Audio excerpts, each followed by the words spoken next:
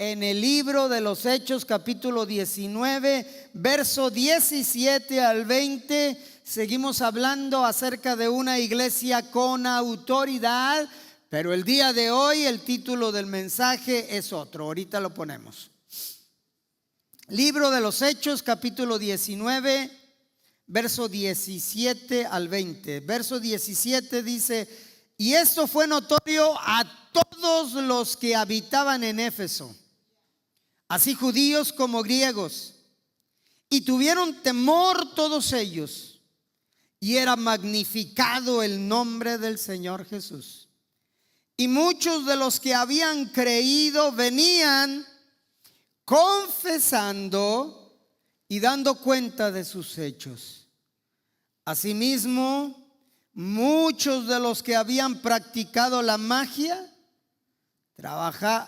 trajeron los libros de la magia negra, y los quemaron delante de todos, y hecha la cuenta de su precio hallaron que era 50,000 piezas de plata. Oiga, eran bastantes libros de magia, de hechicería, brujería, ocultismo. Verso 20: así crecía y prevalecía poderosamente la palabra del Señor.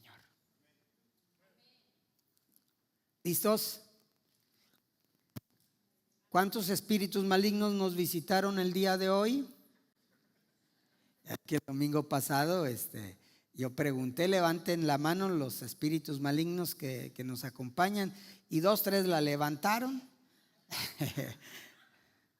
Pero el domingo pasado, hermanos, decíamos o hablábamos acerca de que una iglesia con autoridad es una iglesia que ha creído en el ayuno. Hablamos un poco del ayuno. Es una iglesia que ha creído en el poder de la palabra, que es fundamental para que una iglesia sea una iglesia con autoridad. Debe ser una iglesia que verdaderamente le crea a Dios, que crea en su palabra. Que una iglesia en autoridad o con autoridad sobre todas las cosas es una iglesia que ha aprendido a vivir en santidad. Y decíamos que vivir en santidad, hermanos, prácticamente hacíamos mención de lo que la palabra nos enseña, de que no debemos de amar al mundo ni las cosas que están en el mundo. También decíamos que una iglesia sin santidad es una iglesia sin autoridad. No puede presumir una iglesia que tiene autoridad si no vive en santidad. Y la iglesia la componemos todos, usted y yo. Y si queremos que Congregación Moria sea una iglesia que impacte, por eso es el título del día de hoy, impactando nuestra sociedad. Si queremos ser una iglesia que impacte en nuestra sociedad, debemos de ser individuos que en conjunto nos transformemos en una iglesia que sabe vivir en santidad, que sabe vivir en santidad.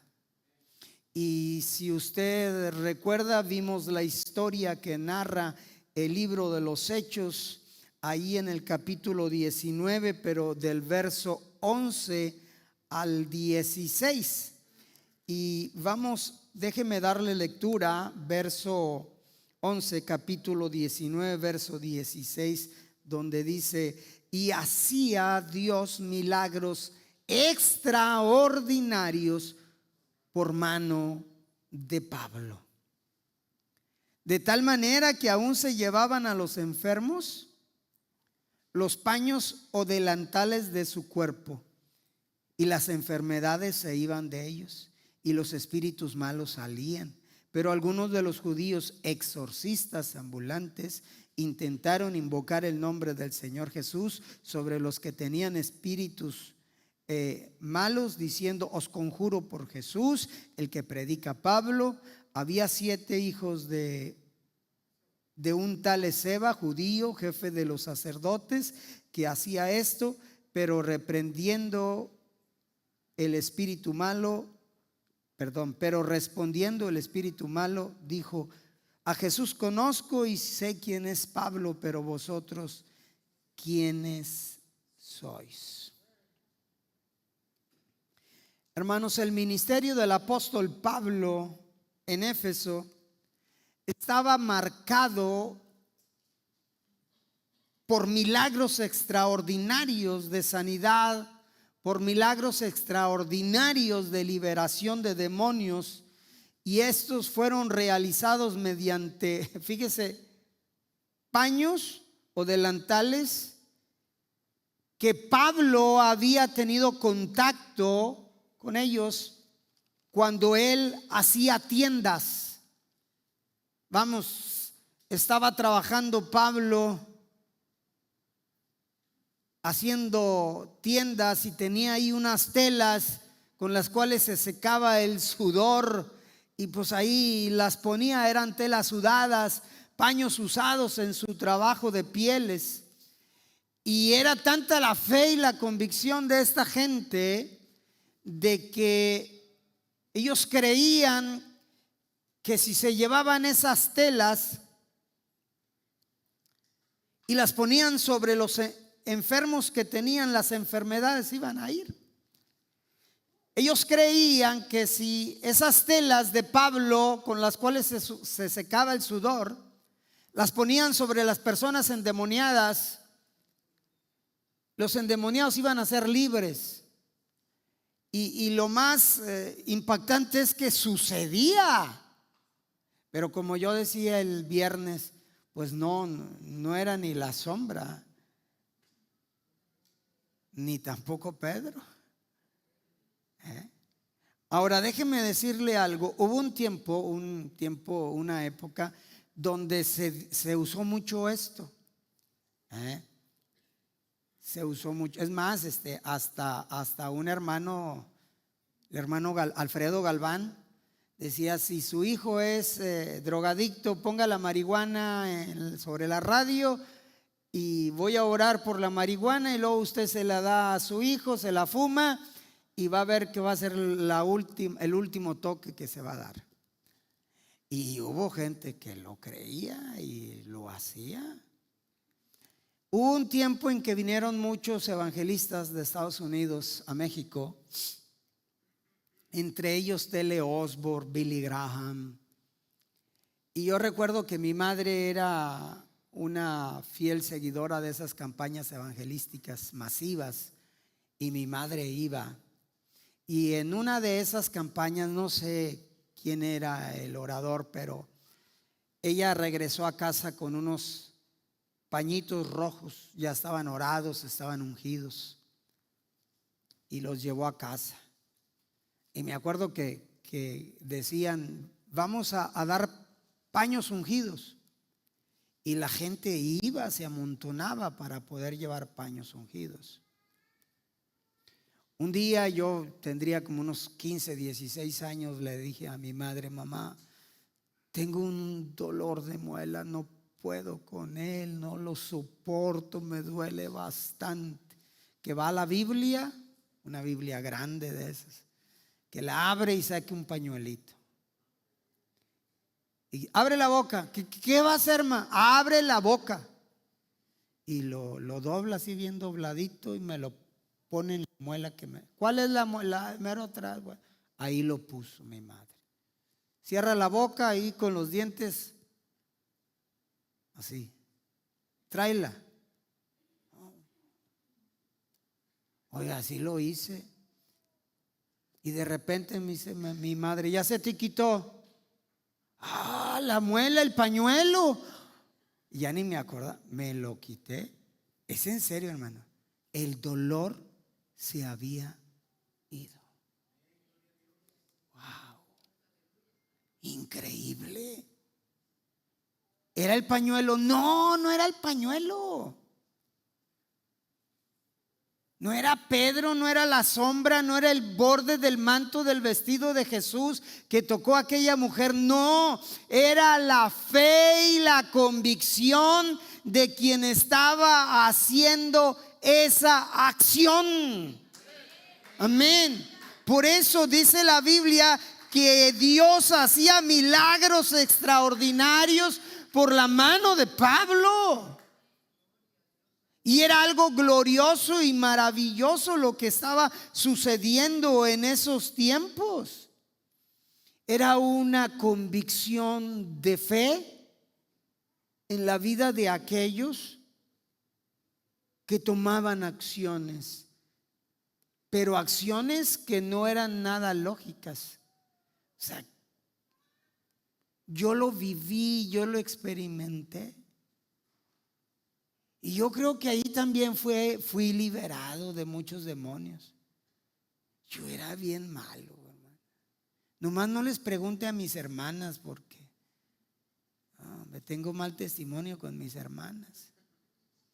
Pero yo era malo.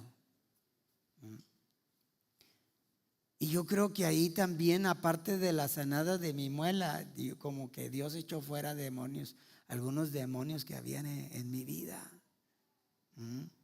Ahora, el libro de los Hechos, nosotros leímos, libro de los Hechos, capítulo 19, verso 3, dice: pero algunos de los judíos, exorcistas ambulantes, intentaron invocar el nombre del Señor Jesús sobre los que tenían espíritus malos, diciendo: os conjuro por Jesús, el que predica Pablo.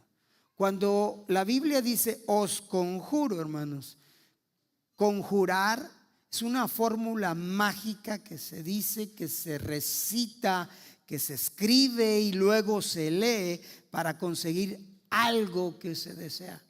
¿Ha visto películas donde aparecen brujas y hacen un conjuro? Esto era lo que estaban tratando de hacer exorcistas ambulantes. Ellos lo vieron. Dijo: ya vi cómo le hace Pablo.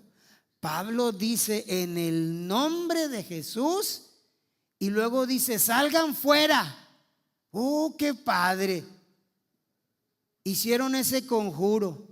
Por eso dice la Biblia que ellos intentaron hacer lo mismo, invocando el nombre del Señor Jesús sobre los que tenían espíritus malos, y ellos decían: os conjuro por Jesús, el que predica Pablo. O sea, no es tanto de que yo crea en Jesús, no es tanto en que yo le conozca a Jesús. Yo ni le conozco, nunca he tenido una relación con él. Tal vez he oído de lejos, pero que yo tenga una relación de intimidad con él, no.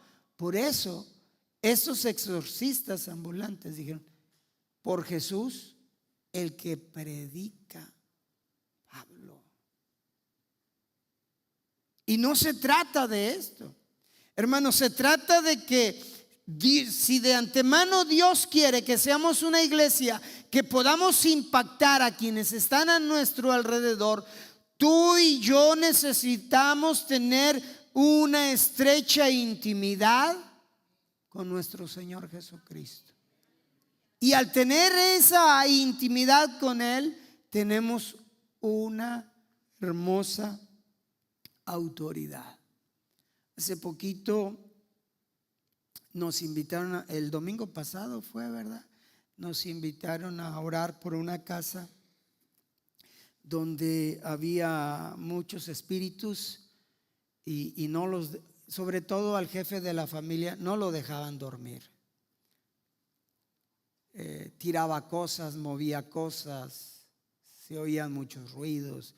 Y la historia de esa casa dice que cuando fue construida esa casa hubo un pleito entre albañiles y mataron a uno en esa casa. Y después dicen que de hecho lo enterraron ahí. Entonces son leyendas urbanas, pero nos invitaron para orar. Y mi esposa y yo fuimos a orar el domingo pasado. Y Yo lo que hago es procurar sembrar primero que nada las buenas nuevas de salvación en la familia. Casi usamos una hora ahí y luego ya hicimos la oración y escuchamos un ruido en la parte de arriba. En la parte de arriba estaban los hijos de ese matrimonio, no bajaron, pero en la parte de arriba se escuchó un ruido. Ya nos vinimos y fuimos a otra casa, también estuvimos ahí como 2 horas también evangelizando y familiares de ese mismo señor. Nos fuimos y dicen que cuando los hijos bajaron le dijeron al papá: papá, cuando los hermanos estaban orando, alguien agarró los pantalones que estaban ahí y los tiró. ¡Paz!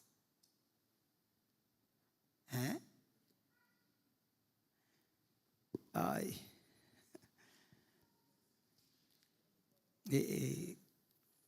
Fui hace poquito, me mandaron con el psicólogo.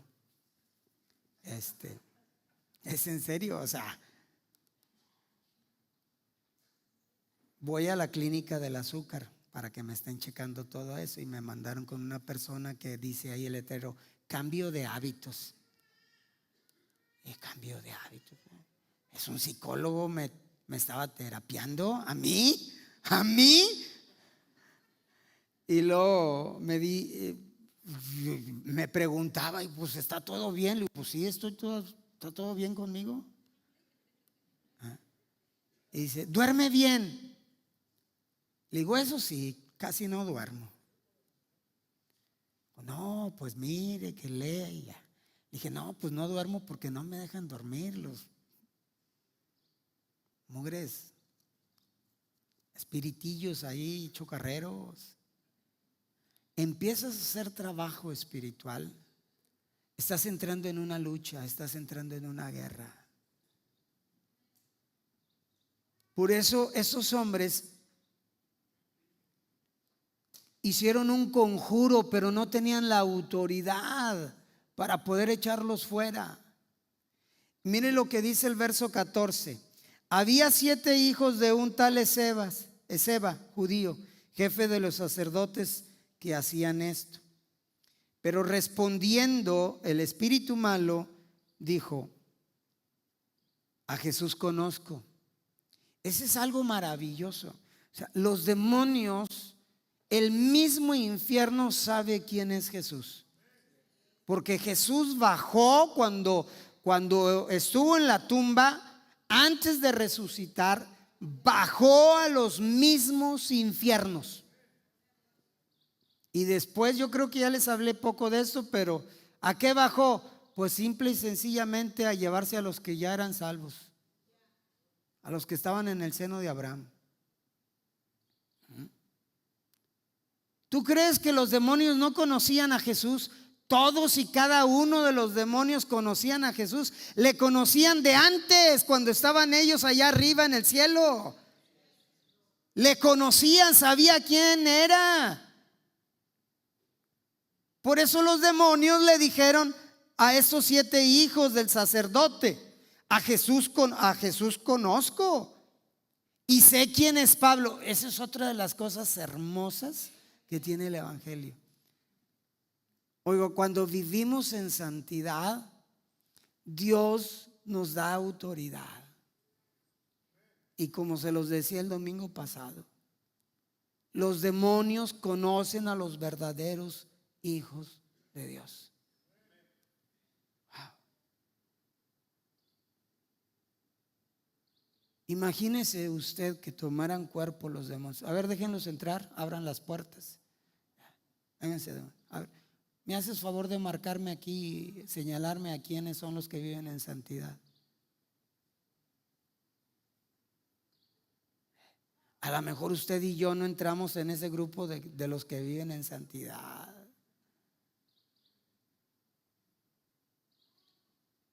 La importancia de vivir en santidad.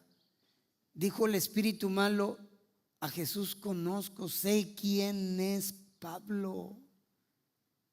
Hasta cierto punto tenemos un respeto por Pablo, porque es un hombre lleno del poder de Dios. Él nos puede echar fuera a la hora que quiera. Pero ustedes eran 7 hijos de un jefe de sacerdote. 7. Ustedes me disculparán, irán a la iglesia, pero ustedes no tienen autoridad. Sobre mí no tienen autoridad. Así que no me pueden echar fuera aunque quieran, aunque vengan en bolita, aunque se junten. No me pueden echar fuera. Y esto a veces, sobre todo la iglesia de nuestros tiempos, no lo ha entendido. Que si queremos ser una verdadera iglesia que impacte de entrada en la vida espiritual de las personas, tenemos que ser una iglesia que viva en santidad. Que no tengamos absolutamente nada de qué avergonzarnos. Que aunque estén los demonios, ¿de qué nos acusas? ¿De qué nos puedes señalar? ¿Somos perfectos? No, no somos perfectos. Pero estamos tratando de buscar vivir en santidad de la mejor manera posible. Y cuando una iglesia intenta vivir en santidad, créeme que Dios no te deja solo. Dios está contigo. Verso 16. Y el hombre en quien estaba el espíritu malo, saltando sobre ellos y dominándolos, pudo más que ellos, de tal manera que huyeron de aquella casa desnudos y heridos. Fíjate lo que hizo este espíritu en la vida de esa persona endemoniada. Se abalanzó contra 7 hijos de un sacerdote. Los golpeó, los arañó, los mordió, los desnudó. 7 de ellos no pudieron sujetar a ese hombre. ¿Te imaginas la fuerza que tenía ese demonio? 7. ¿No te ha tocado ver escenas donde se está orando por un endemoniado y está un hermano agarrándole del brazo y otro agarrándole las piernas y otro arriba de él y no pueden? Nuestra lucha no es contra carne y sangre. Nuestra lucha es contra principados y contra potestades, contra huestes de los aires.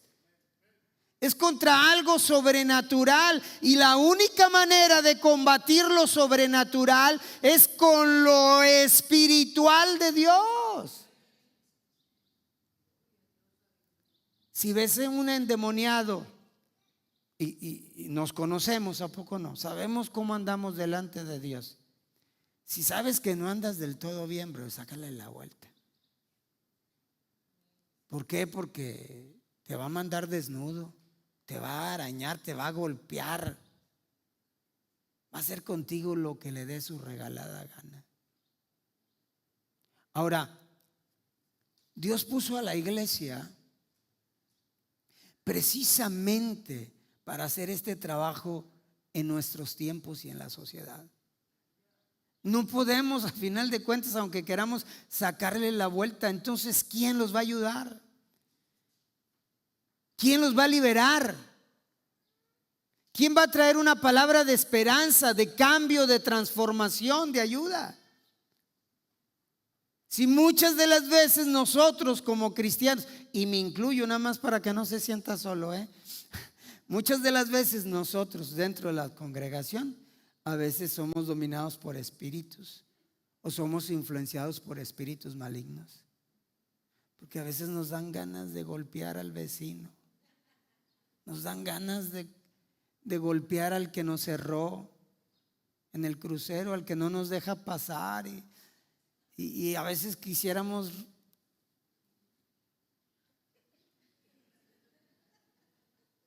Un espíritu de odio, un espíritu de lo que sea, a veces viene y trabaja en nuestras vidas. Entonces, ¿cómo podemos echar fuera?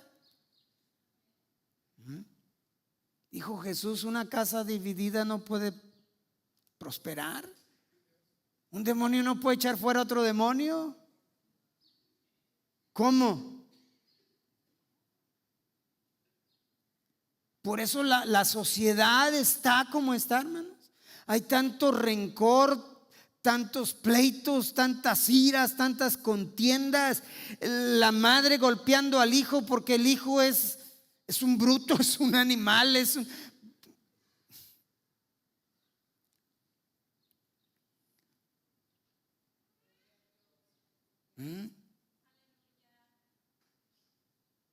Está tan influenciada esta sociedad, hermanos, hoy en día.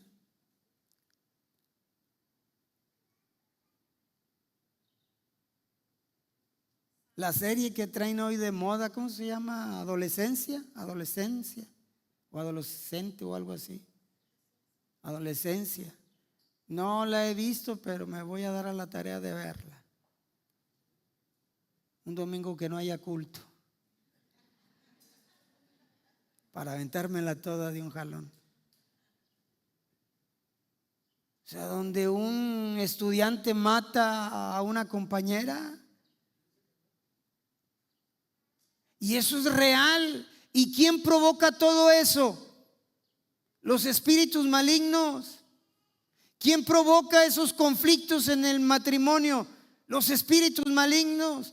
¿Quién provoca esa rebeldía en nuestros hijos? Los espíritus malignos. No es cierto, hermano, no exagere. Usted ya ve demonios hasta en la sopa. Pues hasta en la sopa pueden estar los demonios. Cómprese una sopa de letras y le va a aparecer. Ah, no, esa es la ouija, ¿verdad?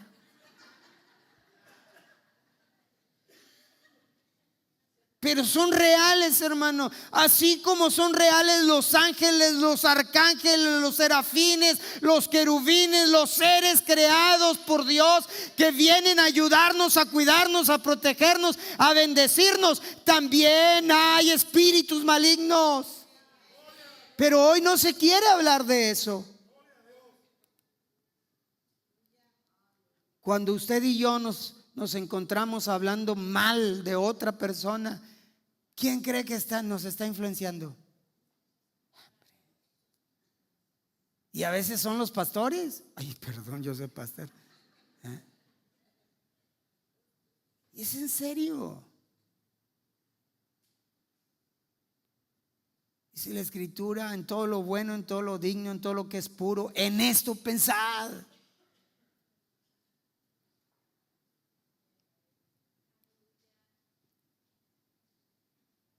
Dice la Escritura que el espíritu que había en la vida de ese hombre saltó sobre los 7 hijos del sacerdote. Los maltrató, los golpeó, algo triste. Y luego en Hechos 19:11 dice Lucas que Dios hacía milagros extraordinarios por mano de Pablo, y que eran milagros excepcionales, asombrosos, inusuales, que eran milagros impresionantes, sensacionales, sorprendentes, sobresalientes. Ya más sinónimos no le puedo dar, pero que eran milagros extraordinarios. Eso es lo que significa extraordinarios. Y como Pablo hacía estos milagros, la ciudad de Éfeso no podía entender cómo un hombre como Pablo podía hacer estos milagros extraordinarios, y cómo era posible que los 7 hijos del sacerdote fueran dominados, desnudados, heridos por el espíritu malo que estaba en aquel hombre. ¿Cómo es posible?, decían los habitantes de Éfeso. Si este hombre solo, y nada más poniéndole los pañitos con los que se secaba el sudor, sus delantales que él traía cuando trabajaba, que se los ponían a los endemoniados se iban o sanaban. Y ellos no podían entender cómo era posible que los hijos del jefe de los sacerdotes no pudieron echar fuera este demonio. Y ese hombre llamado Pablo sí lo hizo. No podían comprender. Fue eso lo que les impactó a los habitantes de Éfeso. Por eso yo decía que debemos de impactar. La iglesia está puesta por Dios, está respaldada por Dios para poder impactar nuestra sociedad. Si pasamos desapercibido, ¿qué caso tiene? La gente se tiene que dar cuenta, hermanos, que suceden cosas gloriosas y maravillosas en este lugar. Cosas extraordinarias. Entonces, cuando los habitantes de Éfeso vieron estos contrastes, esto impactó la vida de ellos. Porque recuerde, una iglesia con autoridad impactará espiritualmente. Y no solamente impactará, sino que traerá en la vida de aquellos que ven un verdadero cambio. Antes era muy conocida la frase: oye, ¿verdad que tú eres hermano? Y uno decía, ¿por qué? Se te ve, brother. ¿A qué iglesia vas? ¿A qué iglesia vas? Una iglesia con autoridad es una iglesia que produce cambio. Primero en la vida de quienes nos congregamos. Dice Lucas que todo lo que sucedió ahí en Hechos 19:17 dice: fue notorio a todos los que habitaban en Éfeso, así judíos como griegos. Note, fue notorio a toda esa gente que ni cristiana era, gente que no eran seguidores de Cristo, gente que todavía no habían tenido una experiencia personal con Jesús. Pero no pasó desapercibido lo que ellos habían visto, el cambio tan radical de los 7 hijos de un sacerdote con Pablo. La manera en que impactaban ellos su vida. Porque dice, fue notorio a todos los que habitaban en Éfeso, judíos como griegos, y tuvieron temor todos ellos. Y era magnificado el nombre del Señor. Tuvieron temor. No, este tipo de temor no era miedo, era un temor de respeto. Ahí vienen los hermanos. Antes también, Chihuahua. Espero que hoy también sucedan en diferentes lugares. Pero antes era muy común.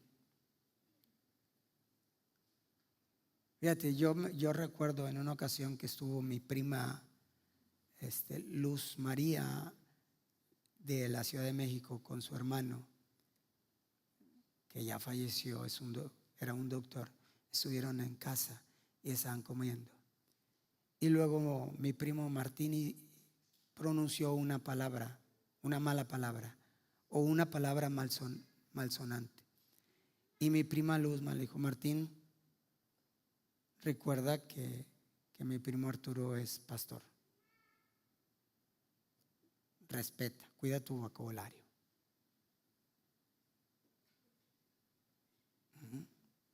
Cuida tu vocabulario. Impactó en la vida de esta gente. Así judíos como griegos, todos ellos tenían temor. ¿A poco no es lindo cuando llegas a una casa, aunque sean inconversos, que digan, se le sale mi hermana Blanca, que en paz descanse, cuando todavía no había decidido venir a la iglesia, que a veces casi siempre se le salían malas palabras. A veces se le salía alguna palabra bien dicha, pero la mayoría de las veces decía malas palabras. Nomás volteaba conmigo: perdóname, manito, perdóname, manito. Digo: no me digas perdóname, mejor ya no las digas. Se me salen, manito, se me salen.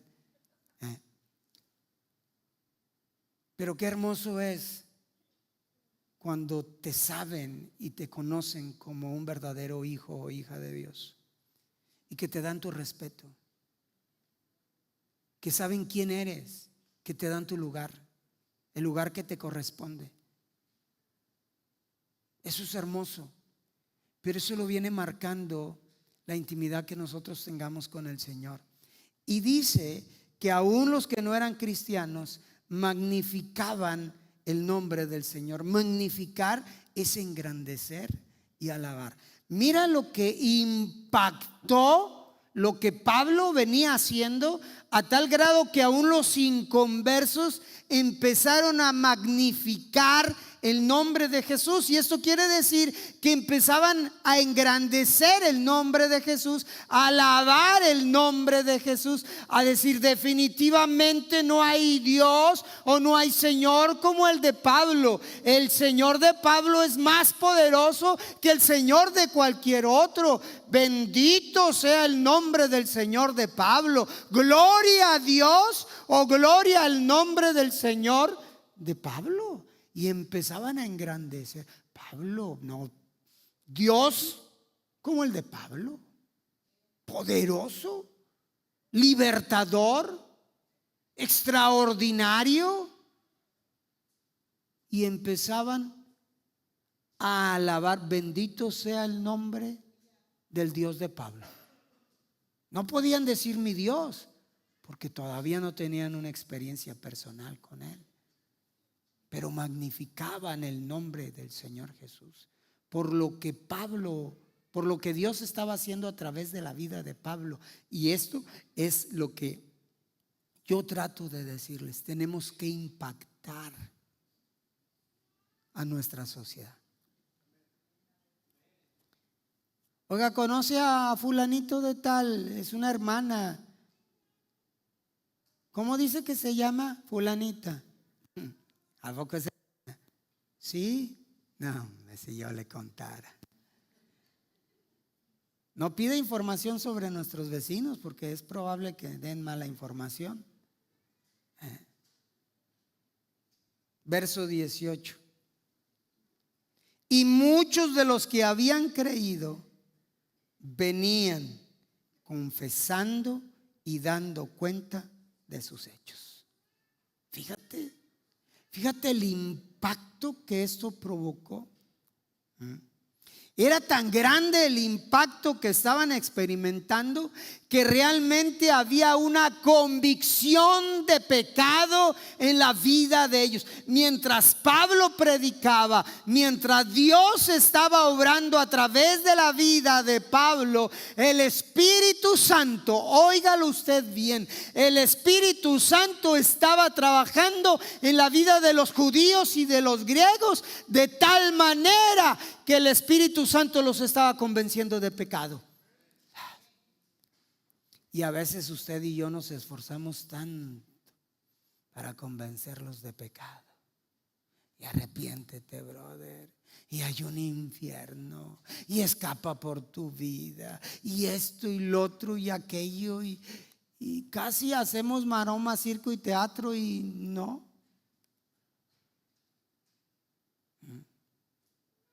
Necesitamos ser una iglesia que verdaderamente impacte.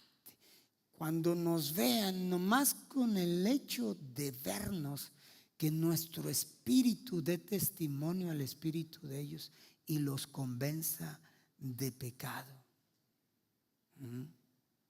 Había un mover en ese instante poderoso, un mover del espíritu bien poderoso, que a final de cuentas era lo que estaba sucediendo. Y los demonios lo sabían, hermano. Los demonios lo sabían. No están tontos los demonios. O sea, sabían el poder que había en la vida de Pablo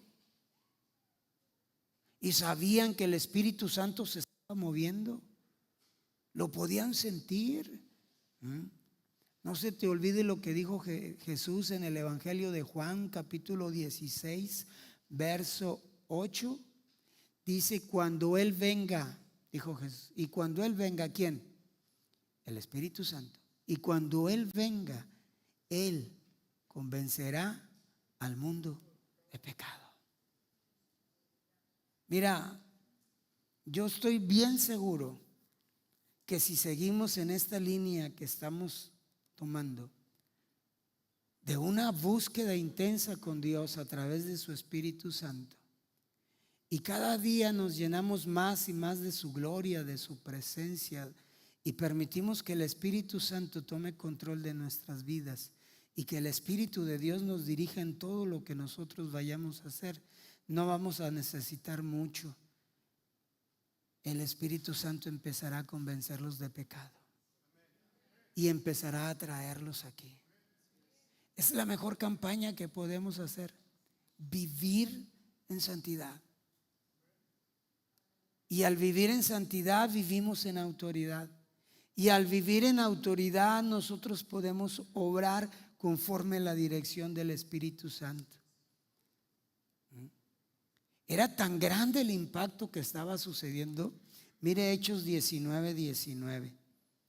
Dice: asimismo, muchos de los que habían practicado la magia trajeron los libros y los quemaron delante de todos. Y hecha la cuenta de su precio, hallaron que era 50,000 piezas de plata. Cuando alguien practica la hechicería, la brujería, el ocultismo, no es tan fácil decirle adiós a eso. Yo ya no quiero. ¿Sabes por qué? Los demonios no te van a dejar, brother. No te van a soltar. Una vez que practicas, una vez que consultas, los demonios no te van a dejar. Vas a tener que luchar y vas a tener que tomar una decisión valiente, una decisión definitiva de querer servir a Dios. Pero ahí van a estar los demonios tratando de luchar contra ti para que no lo dejes. Pero fue tan fuerte el impacto, era tan poderosa la presencia del Espíritu Santo en Éfeso, que aquellos que habían practicado por muchos años la magia, la brujería, el ocultismo, estaban totalmente convencidos que ese Jesús del que predicaban era más poderoso que al diablo que ellos servían. Cuando vieron, sobre todo cuando vieron lo que estaba pasando, pasó un choque de emociones. ¿Cómo es posible? ¿Cómo es posible que este tipo haya echado fuera un demonio o demonios y sanando gente, y esos 7 hijos del sacerdote no pudieron echar fuera a este demonio? Y eso les llamó la atención. Y una persona sabia se va con el más poderoso. Una persona inteligente se va con el más poderoso.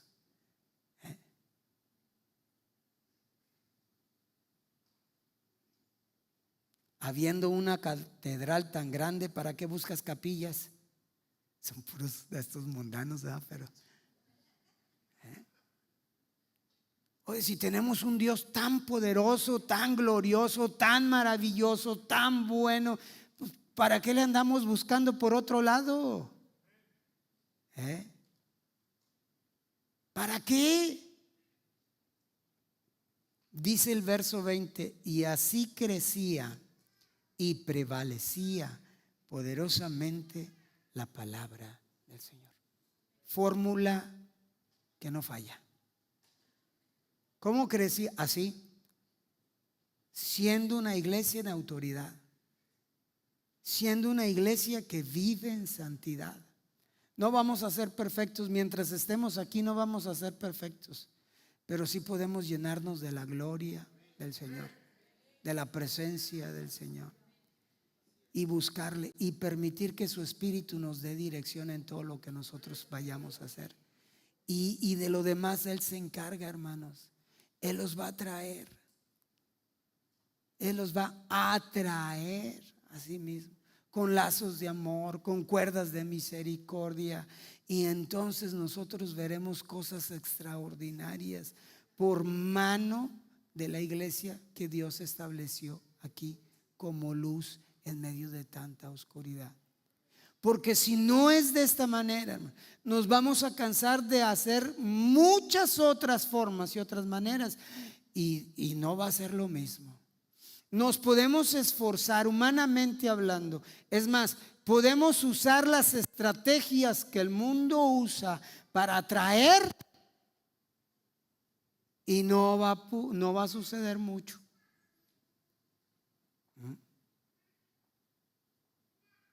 Pero cuando permitimos que el Espíritu Santo tome control primero de nosotros, quienes estamos dentro de la congregación, y permitimos que Él nos use a nosotros, créeme que va a haber un crecimiento. Y así crecía, y no solamente crecía, prevalecía poderosamente la palabra de Dios.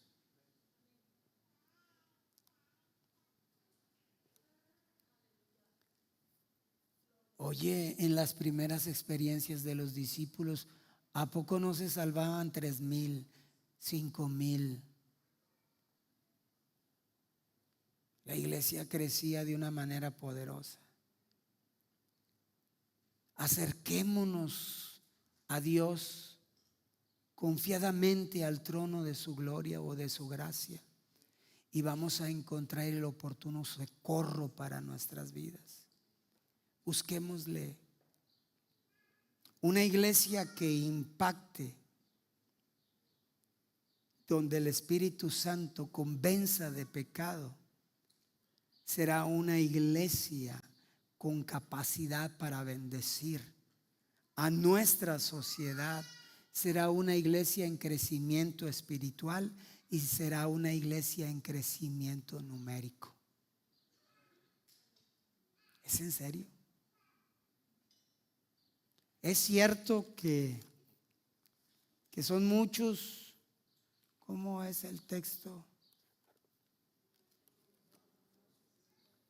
Ayúdenme, iglesia. Eso, esa era la palabra que me faltaba, llamados. Son muchos los llamados y pocos los escogidos. Y a veces uno puede decir, ahí está, la Biblia dice que son pocos los escogidos. ¿Para qué nos esforzamos en tener iglesias numéricamente hablando grandes? Bueno, ¿cuántos son pocos en esta República Mexicana donde habitan 130 millones de mexicanos? ¿Cuántos son pocos? De perdido el diezmo, unos 13 millones de cristianos, nada más aquí.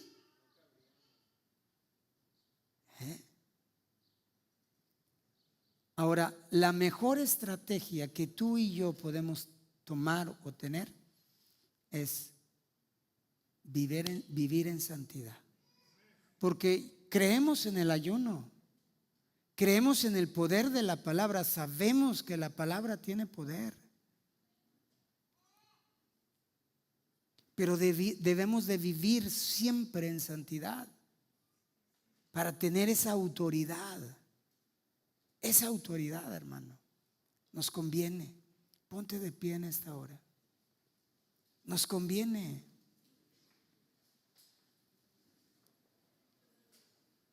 Sobre todas las cosas, la Biblia nos recuerda que sin santidad no podemos ver al Señor. No lo podemos ver. Y lo que nosotros queremos es ver al Señor. Y cuando vivimos en santidad, reitero, cuando vivimos en santidad, tenemos esa autoridad y esa cobertura de Dios a través del Espíritu Santo para guardar y para proteger la vida de quienes amamos la vida de quienes nos rodean y darles cierta seguridad. Porque voy a hablar a los papás. ¿A poco no? A veces sabemos que nuestros hijos andan mal, andan chuecos. Los persigue la ley espiritual, los del tazo dorado. Y sabemos que andan mal. ¿Y quién les puede dar esa cobertura? Dios, a través de nosotros como autoridad de ellos, orando a favor de ellos y rogándole a Dios que Dios toque su corazón, que el Espíritu Santo les convenza a ellos de pecado, de justicia y de juicio. ¿De qué otra manera, si las fuerzas espirituales malignas están a todo lo que dan en nuestra sociedad? A donde vayas, en donde estés, las fuerzas malignas, las fuerzas infernales están alrededor de nuestros hijos, influyendo sobre ellos, sobre nuestra propia vida. Y la única manera de darles protección es tomando autoridad sobre todas esas fuerzas infernales. Y la única manera de hacerlo es viviendo en santidad. Y ya les dije el domingo pasado que es vivir en santidad.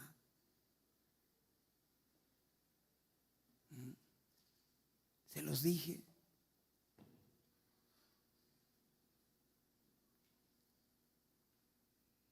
Yo quiero que oremos por nuestros hijos, por los que están a nuestro alrededor, por aquellos que todavía no han tomado una verdadera decisión de servir, no servir al Señor.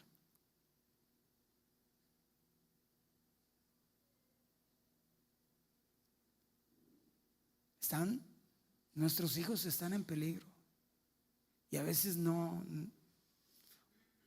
sé si no lo sabemos o no queremos apercibirnos, pero están en mucho peligro de influencias demoníacas. Y no es a través del cinto que los vamos a corregir. Primero vamos a corregirnos nosotros, teniendo una vida que a Dios le agrada, y vamos a tomar autoridad sobre lo que influye en la vida de ellos y reprender todo lo que esté en ellos. Están siendo bombardeados a través de la televisión, a través del celular, a través de la computadora, a través del cine, a través de las diversiones de este mundo. Y nos pasa a todos, hermano, no nomás a nuestros hijos, pero ¿a poco no nos ha encadenado el celular para muchas cosas? Y yo me quedo sorprendido. Me estaba diciendo mi esposa que hay un dispositivo en su celular que dice cuántas horas has estado en el celular. Sería bien meter esa aplicación, ¿no?, al nuestro, para darnos cuenta de cuánto tiempo estamos pasando tú y yo en el celular.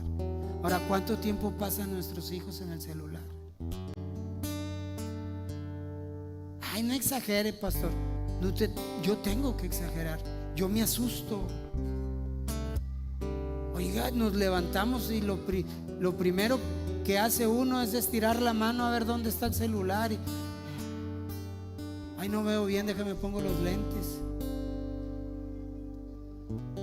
No es normal. No es normal, hermanos.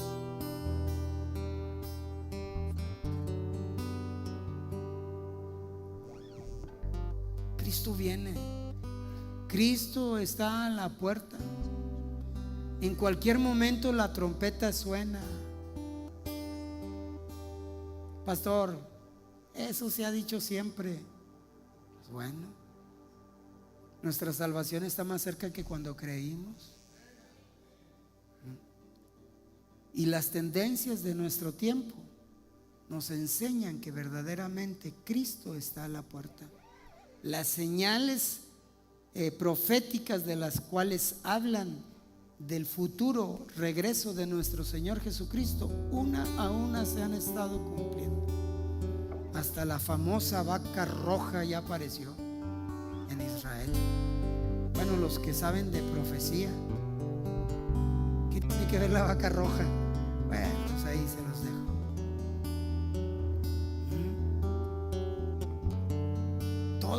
Todo se está acomodando. Nadie sabe el día ni la hora, pero lo que sí sabemos es que nuestra salvación está mucho más cerca que cuando creímos. Y tenemos que hacer algo por nuestra familia, por nuestros hijos, por los que amamos.